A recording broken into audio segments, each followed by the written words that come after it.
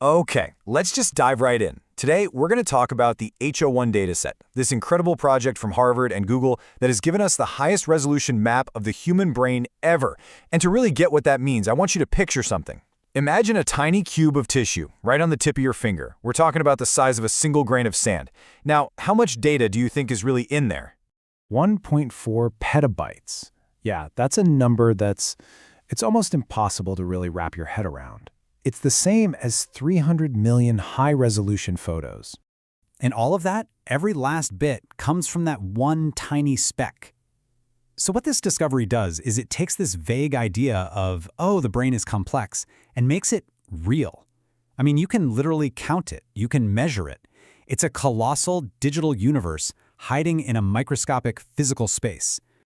Okay, so what does this new level of detail actually show us? Well, to really get the massive leap we've made here, you kind of need a good analogy. Think of it this way. You know the old brain maps? They were kind of like looking at a country from space. You could see the big highways connecting the major cities, but that's about it. But the HO1 dataset? Man, that's Google Street View. You can zoom all the way in and see every single house, every mailbox, every little wire connecting them. And when you get that close, some of the old textbook stuff starts to look a little shaky. Now, actually getting this data it was a monumental technical challenge, and it all started with a very, very specific kind of brain tissue.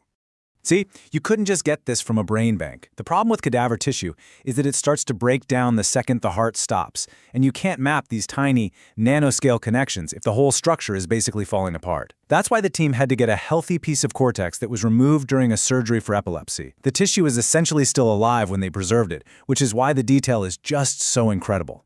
And then, wow, the real work began. First, they sliced that tiny 1mm cube into over 5,000 individual sections. Then, they imaged every single one of them using this custom rig with 61 electron beams all scanning at once. And even with all that firepower, it still took 326 days. Finally, they had to use AI to painstakingly stitch all 5,000 of those 2D images back into a single 3D model. Now, to give you a sense of just how precise this is, each of those 5,000 slices just 30 nanometers thick. I mean, a single strand of your DNA is about 2.5 nanometers. So we're talking about slices that are barely 12 times thicker than a DNA molecule. It's just insane. The level of detail is absurd. All right, so once they actually built the map, they could finally take a look around, see what's in the neighborhood. And this is where my old high school biology textbook just got completely shredded. We're always taught that neurons are the big stars of the show, right? They're the thinkers, the doers. But what they found was that the support staff, the glial cells, the ones that provide structure and food, they actually outnumber the neurons 2 to 1. So for every one-star player, you've got 2 support cells backing it up. And get this, the single most common cell in the whole sample? It wasn't even a neuron. It was something called an oligodendrite. And what these guys do is create the insulation around the brain's wiring, its axons. This tells you something absolutely crucial. The brain isn't just about raw calculation. It is obsessed with speed, with timing, with making sure signals get exactly where they need to go right on cue. And speaking of all that infrastructure, let's talk about the plumbing. So inside that same tiny cube, the one the size of a grain of sand, the researchers found 230 millimeters of blood vessels. That's almost 9 inches of plumbing coiled up in a space you can barely see.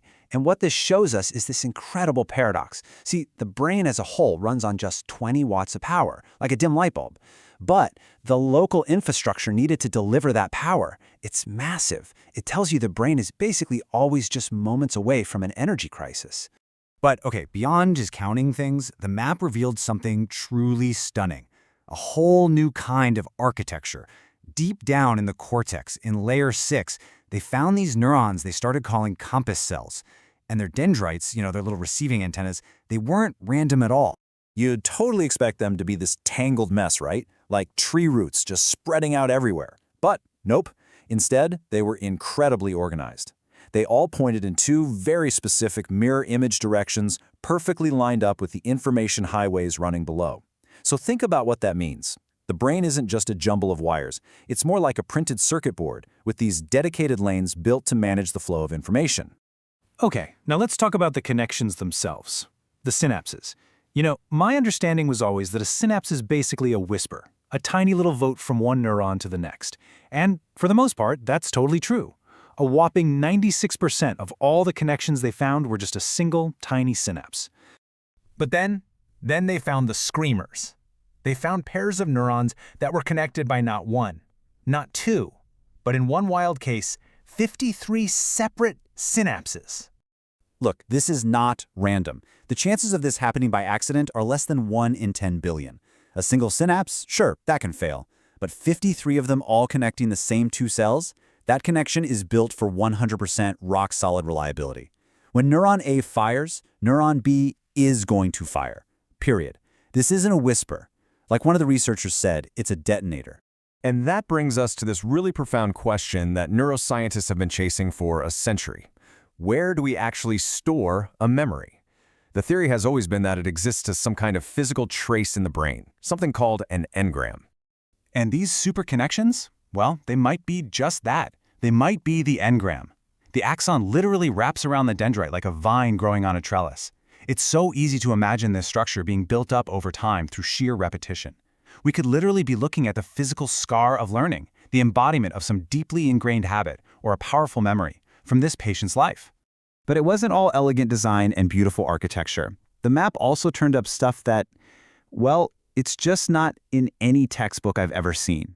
The researchers actually cataloged a whole section of what they called Unidentified Cortical Objects, or UCOs, and the stuff they found was bizarre. Axons tangled up in these huge knots that led nowhere, other axons just wrapping around each other for no reason, strange egg-shaped things inside cells that nobody could identify, and even blood vessels that just stopped, dead ends in the plumbing. Which, of course, leads to the billion-dollar question. Is this just normal biological messiness? The kind of stuff you only see when you zoom in this far? Or are these weird features, the tangles, the dead ends, a sign of the patient's epilepsy? And the honest answer is, we just don't know. We don't have a map from a perfectly healthy brain at this resolution to compare it to. We have no idea what's normal chaos and what's a sign of disease. And that brings me to the final thought I want to leave you with. Everything we've just talked about, the compass cells, the detonator synapses, all those mystery objects was found in one single cubic millimeter of tissue. The entire human brain is about 1 million times larger than this one sample. Just let that sink in for a second. 1 million. In fact, if you wanted to map a whole brain at this level of detail, it would generate a zettabyte of data. A zettabyte. That's more information than currently exists on every server and hard drive on the entire planet combined. I mean, right now, our ability to capture this data has completely outrun our ability to even store it. So, the big takeaway here is that this research forces us to totally change our metaphors. I just can't think of the brain as a tidy computer anymore.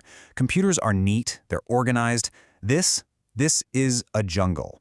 It's a galaxy. It's teeming with strange new life and superhighways and cosmic dust. It is so much wilder and richer and more chaotic than we ever gave it credit for. Which leaves us with one last question to chew on. We've just spent this time exploring an entire galaxy that was contained within a single grain of sand. So, what kind of universe is still waiting to be discovered in the vast, uncharted territory inside the rest of our own minds?